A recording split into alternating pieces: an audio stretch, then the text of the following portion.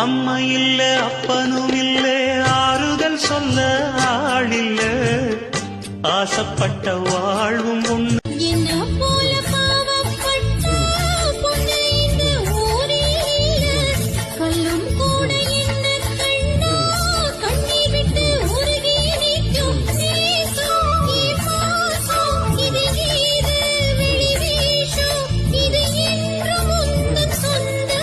நேற்று வரைக்கும் நான் ஒண்ணுமே புரியாம இருந்தேன், நிம்மதியா இருந்தேன்.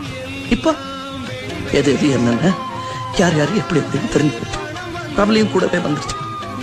முந்தி மாதிரி சிரிக்க முடியல. நான் புள்ள முந்தியெல்லாம் ஒரு ஜோக்க சொல்லி எல்லாரும் சிரிங்க சிரிங்கன்னு சிரிக்க வைப்பேன்.